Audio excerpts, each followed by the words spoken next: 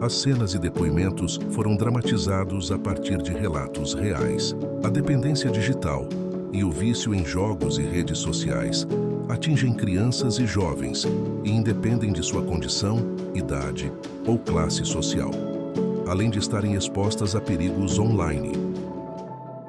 O filme Jogador Número 1, do diretor Steven Spielberg, mostra um futuro distópico, 2045, onde toda a humanidade prefere a realidade virtual do jogo Oasis ao mundo real. Será que estamos caminhando de algo semelhante do lado de cá das telas?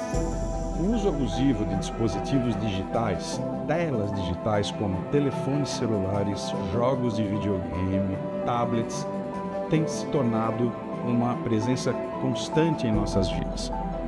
Não é de hoje que pais e profissionais de saúde já começam a se preocupar quando filhos começam a utilizar de uma forma exagerada, sem controle. Meu nome é Cristiano Nabuco, sou psicólogo, tenho pós-doutorado pelo Departamento de Psiquiatria da USP e a minha grande área de interesse hoje é a dependência tecnológica.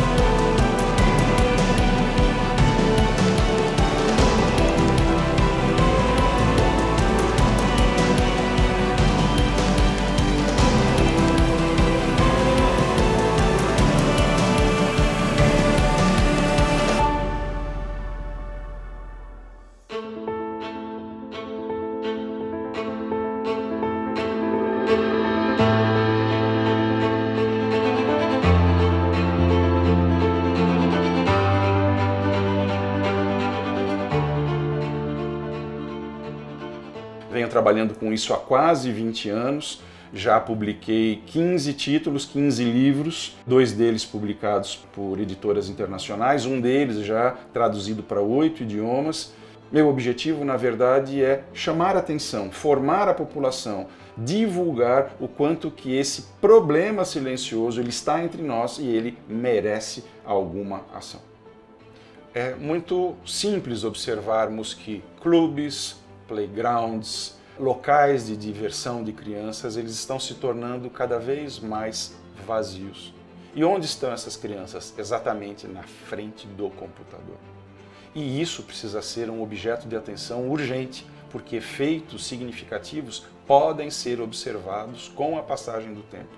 Claro, entreter os filhos nas telas se tornou uma solução, uma saída muito viável em tempos de violência, em tempos de pandemia, em tempos de jornadas duplas, triplas. A hora que eu chego em casa eu tenho que lavar roupa, fazer o jantar, então nada mais natural ou até legítimo, se for o caso, eu dar uma tela para o meu filho para ele poder se distrair. A gente vê uma criança mais distraída, a gente vê uma criança mais solitária, uma criança que acaba negligenciando contato com a família, contato social, ou um jovem até que permanece muito tempo no quarto. Geralmente eles apresentam sintomas de irritabilidade, ansiedade, tristeza, questões também de negligência com sono, com a alimentação. Nosso cérebro ele não é multitelas, multitarefas, multifocal, ele está perdendo em atenção, em memória.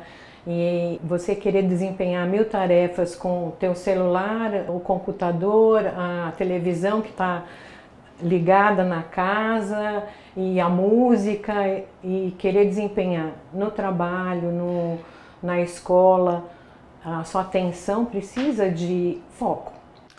Uma recreadora infantil que eu conheço me disse que ela tem tido problemas em levar divertimentos, jogos para as crianças. Por que problemas? Ela disse o seguinte: o que acontece hoje é que essas crianças ficam tão conectadas que elas acabam não desenvolvendo a coordenação motora fina que seria necessário para a realização de certas tarefas que eu levo. Resumo da história: eu tenho que atrasar o grau de dificuldade dos jogos para que essas crianças consigam acompanhar. E o grande ponto que vale a pena ser mencionado é que até os 5 anos de idade nós temos, do ponto de vista do desenvolvimento cerebral, uma grande janela de oportunidade. O que isso quer dizer? É exatamente a interação com o meio ambiente que vai fazendo com que toda essa circuitaria cerebral ela vá criando, então, as raízes para um desenvolvimento futuro. Na medida, então, que eu deixo de interagir com pessoas, eu deixo de ser tão frustrado, eu deixo de explorar coisas novas para preferir ficar jogando com o meu dedinho, essas capacidades ficam não desenvolvidas, elas ficam latentes, fazendo então com que posteriormente eu não as desenvolva mais. E isso é um grande problema. All zones, earn points, secure victory. Zones are marked on your attack map. Nossa, filho. Você não comeu nada.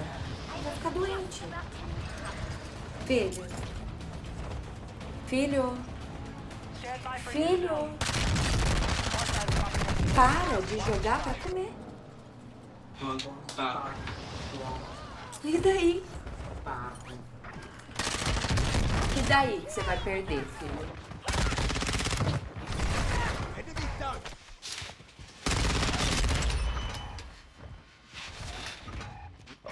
Que isso, filho? Faz muito tempo que você tá aí. Filho, faz muito tempo que você tá aí. Filho, para! Faz tempo que você tá aí.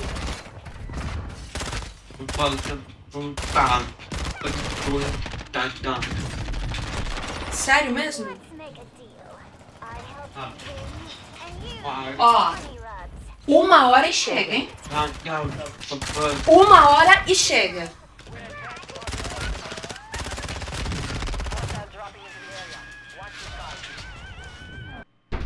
Nós temos percebido essa evolução, digamos, o desenvolvimento do uso das telas cada vez mais precocemente na vida das famílias, com filhos. E cada vez mais os jovens, especialmente, que são a população mais vulnerável, ficam engajadas, ficam fisgadas por determinadas modalidades, em especial de tecnologia, como, por exemplo, as mídias sociais, os games, né? E o seu crescente potencial de adicção. O grande cerne da questão é o potencial com o qual essas tecnologias sequestram a nossa atenção, né? E podem fazer com que a gente perpetue cada vez mais o uso, fazendo com que o mundo real se torne desinteressante. A tecnologia, na verdade, por si só, ela não é nem boa nem má. Ela não tem uma polaridade. O que acontece é que, na medida em que você introduz muita vida digital, você faz então com que seu filho deixe de desenvolver habilidades importantes.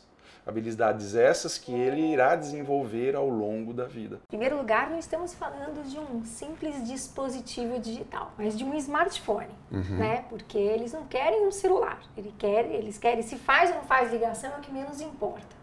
O importante é ter acesso às redes sociais, jogos, aplicativos.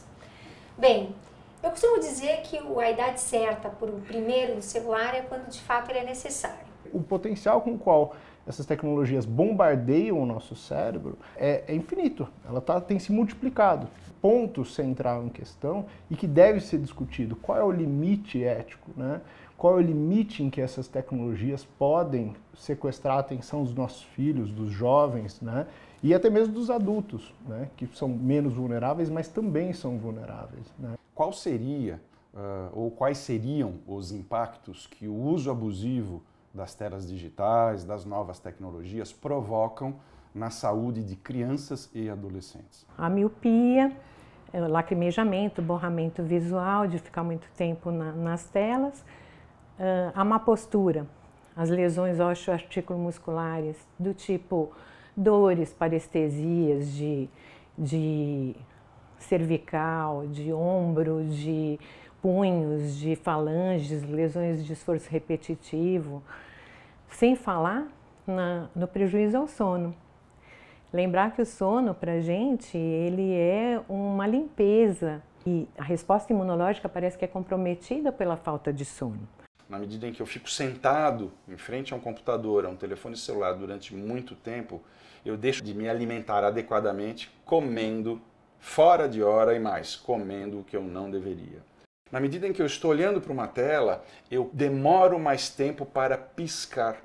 A gente sabe que em condições comuns, a frequência desse comportamento ele vai ocorrer uma vez a cada 3 segundos, 4. A hora que eu tenho uma tela, eu vou piscar uma vez a cada 9 segundos, fazendo então com que se desenvolva sobre a superfície do globo ocular aquilo que a gente chama de estresse oxidativo.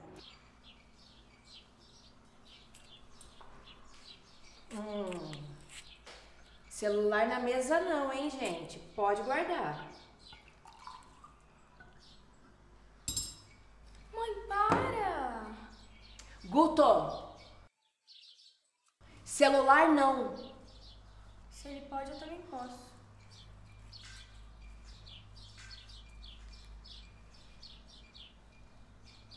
Celular na mesa não.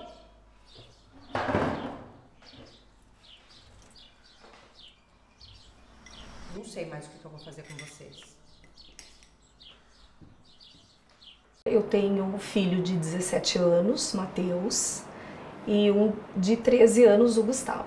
O Matheus, o de 17 anos, ele sempre teve muita aptidão aos jogos, aos games. Isso sempre chamou muito a atenção dele desde os 8 anos. Eu já percebi que ele gostava de ficar muito tempo nos jogos. Chegou um momento que ele começou a me solicitar um computador mais potente para que ele iniciasse realmente os jogos, né?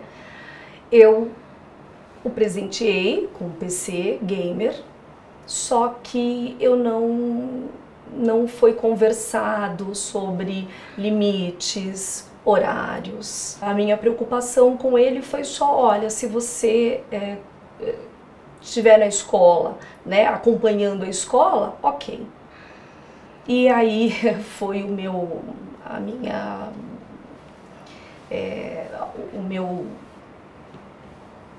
grande erro, né?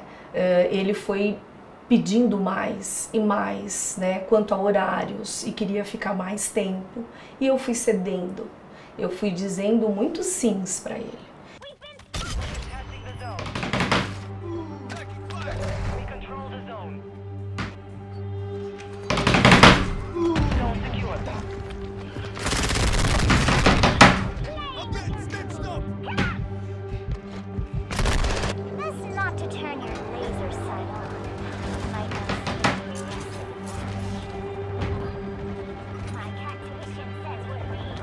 A minha casa virou um inferno.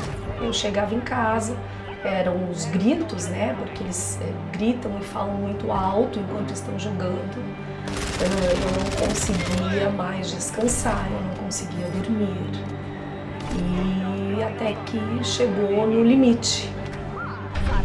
Guto, você tá louco? São 4 horas da manhã. Você acordou a casa inteira. Você me acordou. Você tá aí há quanto tempo, hein? Já tomou banho? Guto! Guto! Guto, eu tô falando com você.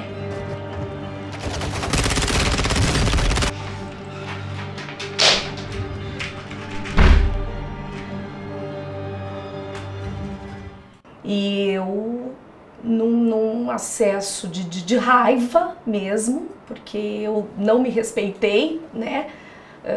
Fui tirar o jogo dele, arranquei as tomadas, os fios, e infelizmente ele veio para cima de mim e nós nos desrespeitamos. Eu falei, né, onde eu errei? Onde eu estou errando? Né?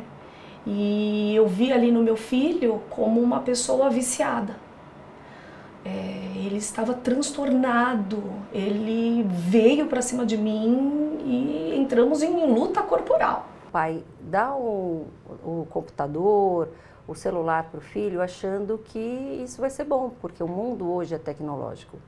E uma coisa que eu acho que é muito preocupante, eles só chegam para buscar ajuda após o filho já tá jogando há 10 anos, 15 anos. Então, quando o pai chega e ele quer uma solução muito rápida, a gente até questiona, mas pai, quanto tempo esse filho está jogando? Os pais, eles têm alguma dificuldade de enxergar que a estruturação da família é importante e que reestruturar convívio familiar e comportamento dos pais, que também vincule eles potencialmente à tecnologia, é algo fundamental. Muitas, especialmente nas crianças menores, elas começam replicando padrões de comportamento que elas veem nos pais. Então, a modificação dessa estrutura familiar, desse convívio, dessa rotina familiar, eu acho que é um primeiro passo fundamental para conseguir trazer a vinculação de novo desses pais com os jovens. Isso vem acontecendo, sim. As famílias vão se distanciando, né? O espaço para o diálogo, o espaço para as brincadeiras, né, com as crianças, é algo que tem ficado cada vez mais distante. Eu diria assim, que os pais hoje em dia não sabem como brincar com as crianças. A minha filha teve tendinite nos braços e nas pernas por causa desses exageros, né, dos gestos em jogos virtuais. É porque o jogo não tem console, então é o movimento do jogador que comanda a ação. E aí eu tive que limitar em 1 hora por final de semana o uso dessas plataformas de simular jogos. A gente se preocupa muito como está sendo a qualidade desse uso. Então hoje a gente já não fala mais em diagnóstico pensando só no tempo de uso, né? Porque a gente tem jovens que usam de maneira excessiva, mas que têm uma qualidade de vida praticamente saudável, tá? Do ponto de vista do equilíbrio das funções necessárias para um desenvolvimento. Mas a gente vê por outro lado não, né? Tendo em vista toda essa questão, a OMS em 2018 classificou o gaming disorder como um transtorno mental, tá? E é pela CID-11, né, que é a Classificação Internacional das Doenças, e ela entrou em vigor agora em 2022. Então, o que é bom isso? Porque a gente hoje tem um diagnóstico e hoje nós temos critérios diagnósticos para entender se essa criança ou esse adolescente está fazendo um uso dessa atividade, que é a atividade da modernidade, de uma maneira saudável, tá? Então, a gente tem 3 critérios principais. O primeiro critério, né, critérios diagnósticos, né, é a falta de controle, então a criança não tem controle sobre aquele uso, tá? O segundo é a prioridade que ela dá àquele uso, então ela prioriza aquele uso em detrimento de várias outras coisas, né? A gente vê crianças, por exemplo, que negligenciam alimentos, se alimentar, ir ao banheiro, por conta de que tem que jogar ali incessantemente, tá? E um último critério, não menos importante, é que essa criança também, esse adolescente, essa criança também, a partir deste uso, né, acaba tendo um aumento do uso, né, na frequência do uso, mesmo que ela tenha consequências negativas, tá? E esse panorama geral, para ser diagnosticado como um transtorno de videogame, né? A tradução livre é transtorno de videogame, o gaming disorder, ele precisa estar apresentando esses sintomas por pelo menos 12 meses. Eu literalmente não sabia o que fazer comigo. Ficava me coçando como um viciado, porque eu não podia usar o celular. Eu me senti morto. Foi a pior sensação da minha vida. O problema, então, pensando nesse sentido, seriam as novas tecnologias ou as famílias? Eu penso que as novas tecnologias são importantes, mas deve-se saber usá-las. Eu penso que o ponto, o cerne, realmente é a base, a construção das relações familiares, dos laços afetivos que conferem segurança para a criança, né? O estabelecimento de limites. A primeira coisa que a gente tende a achar, né? Nós somos a geração da máquina de escrever, né? E eles já são dessa geração aí em que tudo é tecnológico, tudo está a um clique de distância deles. A primeira coisa que a gente precisa entender é não demonizar essa adolescência e também entender que por eles serem nativos digitais, por eles terem nascido já na era da tecnologia e saberem manejar muito bem os eletrônicos, eles não são mais inteligentes por causa disso. Ou nós não somos tão inteligentes por causa disso. Então a gente precisa estreitar essa barreira entre os adolescentes e nós adultos, né? Porque quando a gente fica nessa distância, a gente acaba não entrando no universo deles. Foi horrível. Do nada, eu não conseguia respirar e nem engolir saliva. O médico disse para minha mãe que o ataque foi pelo nível de ansiedade, por usar excessivamente o celular. Uma coisa que está sendo dita aqui, e eu entendo que é muito importante que deva ficar claro, é que, na verdade, o uso da tecnologia, o uso excessivo, o uso descontrolado, na verdade, ele faz com que a família como um todo adoeça. Isso que está sendo dito pela senhora, na verdade, corrobora várias descrições de casos do mundo todo, onde temos violência física, violência psicológica. Esses filhos muitas vezes não dormem ao longo da noite, ficam gritando quando perdem o jogo, acordam os vizinhos, acordam os pais. Então é como se progressivamente ao longo do tempo houvesse uma debilidade interpessoal, fazendo com que esses jovens cheguem num determinado ponto aos níveis piores, mais baixos de interação, de autocuidado, de banho, de alimentação. É igual uma droga, cara, que você quer usar todo dia, toda hora, todo momento. Senão você não se sente bem, sabe? Você não se sente feliz. Eu não me sentia feliz sem o meu celular, sem o meu computador. Eu percebi, né, que não havia conexão com o meu filho, porque eu chegava sempre muito tarde do trabalho, não havia conversa. Eu jantava sozinha, ele no jogo, e quando eu percebi, né, que se eu chegasse, se eu ouvisse, eu só comecei a ouvi-lo. Ali ele foi se abrindo e ele foi me procurando, né? E ali a gente foi construindo essa confiança, essa conexão. Ele foi se sentindo menos julgado. E eu fiz questão de dizer que eu estava ali como uma ouvinte dele. Foi difícil, mas continuo aprendendo. Eu sou coordenador do grupo de dependências tecnológicas aqui do Instituto de Psiquiatria da USP, aqui em São Paulo. E ao longo desses 20 anos de trabalho, nós temos atendido muita gente. Pessoas na terceira idade, adultos. E qual é o trabalho que nós fazemos? Nós oferecemos atendimento para que esses usuários deixem de utilizar a tecnologia desta forma tão intensa. É um trabalho muito sério porque envolve muita violência dentro da casa. Os pais não sabem manter um controle em relação a esse uso abusivo que os filhos têm.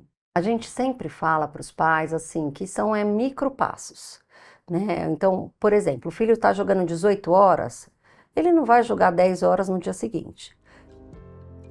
Dicas para evitar o uso excessivo de telas. 1. Evite a precocidade no uso das telas. Não exponha crianças menores de 2 anos às telas e crianças menores de 10 anos, limite o tempo ao máximo de 1 hora por dia. 2. Proibir o uso não educa nem previne. Converse e encontre um equilíbrio.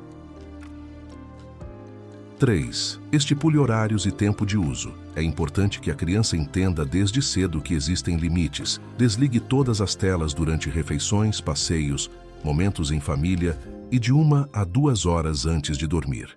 4. Dê valor à vida social fora das redes sociais. Faça passeios ao ar livre e incentive a prática de atividades físicas e artísticas. Mas é importante que seja algo do agrado da criança para que ela se envolva com a atividade e não seja um fardo. 5. A criança segue modelos. Por isso é importante que os pais ou responsáveis não fiquem conectados enquanto estiverem próximos às crianças. Não divida a atenção da criança com o celular. Este, certamente, será um comportamento que a criança vai reproduzir no futuro. Lembre-se, internet não é babá eletrônica e celular não é brinquedo. Acompanhe o que seu filho faz na internet e quanto tempo ele permanece conectado. Onde há um adolescente navegando nas redes sociais, precisa haver, de novo, eu gosto muito dessa palavra, uma curadoria dos pais, dos adultos junto a essa criança. Né? Mas há sim efeitos. As crianças vão deixar de usar, os adolescentes vão deixar de usar as redes sociais? Não, não. Só que eles precisam usar com esta, né, juntando essas consciências, a dele, onde a gente vai respeitar o que ele pensa, o que ele sente, o que ele acha, mas a gente vai fazer intervenções também. Em primeiro lugar, pensar direitinho antes de entregar um dispositivo, um smartphone para sua criança, para o seu adolescente. Respeitar a classificação indicativa de jogos, de aplicativos. Participar da vida digital de seus filhos. Alessandra, eu preciso dominar as novas tecnologias? Preciso aprender a fazer dancinha no TikTok? Preciso aprender a jogar? Não. Você precisa aprender e dar continuidade ao seu papel de pai, mãe responsável, observando mudança de comportamento, observando o comportamento do seu filho, da sua filha nas redes sociais. Aliás, se chegou nos 13 anos, idade mínima estabelecida pela maioria das redes sociais para se ter um perfil, e você perceber e você acreditar que seu filho não está preparado, não hesite em dizer não. O futuro, eu sou uma pessoa otimista e eu acho que nós temos que fazer um letramento digital com segurança para os nossos filhos, então com senhas, com filtros, com sites que tenham a configuração adequada para aquela idade dos nossos filhos. Então existem condições nos aparelhos de ter o controle parental ou o engajamento parental. E eu acho importante que tenha em todos os aparelhos da casa. Eu sei que vai ter crianças que vão usar com um amigo ou na escola e não vai ter o controle parental. Para isso existe o diálogo acolhedor dentro de casa. Eu acho que a humanidade sempre acha caminhos de autocorreção. Nós vimos isso usando um exemplo um tanto quanto tosco assim, de comparação, mas a gente viu isso na alimentação. Quando teve um boom das junk foods, veio um movimento reverso da alimentação saudável, da alimentação plant-based. Quando a gente está agora se vendo na iminência dos sinais de um aquecimento global, a gente tem um movimento reverso de utilização de fontes naturais, de energia e de tentar reestruturar e recuperar o mundo. Eu acho que a sociedade ela é recuperável. Eu acho que a sociedade ela vai se autocorrigir. Acompanhar, conscientizar, porque conscientizar mexe com o coração. Não estamos aqui para proibir, mas para direcionar. As novas tecnologias representam uma realidade sem volta, muito pelo contrário, continuará avançando e a passos largos, então precisamos realmente orientar, acompanhar, observar, e não é nós contra eles e nem contra as telas, mas com eles, orientando para que tirem o melhor proveito delas. Esse é o grande paradoxo, porque, no fundo, hoje tudo está mediado pela tecnologia. O ticket do cinema, a passagem aérea do avião, a nota da escola que você tem que subir através do computador. Então, o nosso objetivo não é fazer com que o indivíduo jogue o computador pela janela, mas que ele faça um uso saudável e consciente.